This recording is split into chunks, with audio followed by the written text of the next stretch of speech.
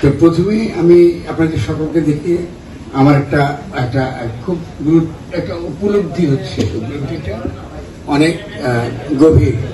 এটা হলো আমাদের সমাজ দীর্ঘকাল ইংরেজের বিরুদ্ধে লড়াই করেছে, দীর্ঘকাল বাইরের শক্তির বিরুদ্ধে লড়াই করেছে, যেটাকে আমরা সাম্রাজ্যবাদ বলি। আপনারা অনেক সময় যারা বিশেষত বামপন্থা বা এই মার্কসের লেনিনের কথা কম শোনেন, তার ফলে সাম্রাজ্যবাদ কথাটা শুনলে হয়তো আপনারা একটুখানি ভয় পেয়ে যান, এরা আবার বামপন্থী কি বলতেছে না কি বলেছেন।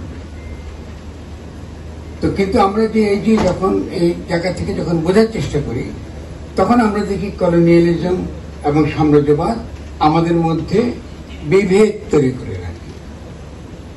তার শাসনে পদ্ধতি হচ্ছে বিভক্তি তৈরি করা, উম্মাহ তৈরি করা, সমাজ তৈরি করা। সমাজকে সে একত্রে থাকতে দেয় না, সমাজের মধ্যে সারাক্ষণ একটা একটা ফেতনা ফ্যাসাদ সে লাগে রাখে, ঠিক আছে না? আমার জন্য এই উপলব্ধিটুকু যে আমি আপনাদের সামনে কথা বলতে পারছি, এটা আমার জন্য বড় ধরনের সম্মান। এবং একই সঙ্গে আমার দীর্ঘকাল যে আমার যে মনের দুঃখ, যে ব্যথা, যে আমারই ভাই বোনদেরকে যারা সঙ্গে আমি একই ঐতিহ্য অনুসরণ করি, জন্মসূত্রে একই ধর্ম, একই পরিবার থেকে যে ধারাটা আমি বহন করি, সেখানে আমরা একসঙ্গে কথা বলতে পারি না। কেমন? এবং এই যে কথা বলতে পারি না, এটা কিন্তু ছোটখাটো ব্যাপার না। কথা বলতে না পারার জন্য পৃথিবীতে বড় বড় যুদ্ধ হয়েছে, বহু মানুষ জীবন দিয়েছে। যারা ইসলামপন্থী এদেরকে বোঝানো হয়েছে যে যারা বামপন্থী বা যারা মার্ক্সবাদী এরা হলো নাস্তিক, ওদেরকে হত্যা করাটা বিধেয়। আর যারা তথাকথিত বামপন্থী বা মার্ক্সবাদী এদেরকে বোঝানো হয়েছে ইসলাম মানে একটা জঙ্গিদের দল। এবার বুঝেন এখান থেকে আমি কি করে বেরোয় আসবো। এটা কিন্তু আমাদের মনের মধ্যে, এখানে যারা এখন আসি তাদেরও মনে মনে কিছু থাকতে পারে, থাকতে পারে।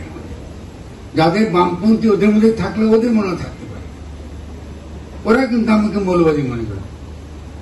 আমি যতই বামপন্থী কথাবার্তা বলি না কেন, কেন আমি তো ইসলামের কথা বলি, আমি তো মক্কা বিজয়ের কথা বলি, আমি তো আমার রসুলের কথা বলি, আমি তো আমার নবী রসুলদের আগে যারা ছিল তার আগে হযরত ঈসা, হযরত মুসা, হযরত দাউদ, এই সবার কথা বলি, কারণ এটা সবই আমার ঐতিহ্য, আমার ঐতিহ্য, ঠিক আছে?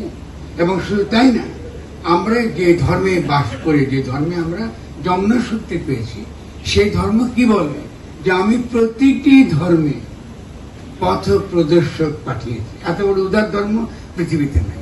আমাকে বলেন, যদি থাকে আমাকে বলেন, আমি কান ধরে দলার উদ্বার বলব।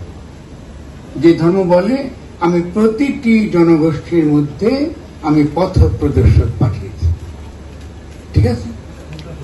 এই যে এত বড় একটা ধর্ম, এত বড় উদার ধর্ম, এই ধর্মটার এই অধপতন কেন? এই তো পৃথিবীর শ্রেষ্ঠ জায়গায় পৌঁছে যাবার কথা। আজকে তো ওয়াশিংটন তো শক্তিশালী হওয়ার কথা না, আজকে তো প্যারিস শক্তিশালী হওয়ার কথা না, আজকে তো ইংল্যান্ড শক্তিশালী হওয়ার কথা না, আজকে তো দুনিয়া শাসন করবার কথা যারা রসুলের উম্মত।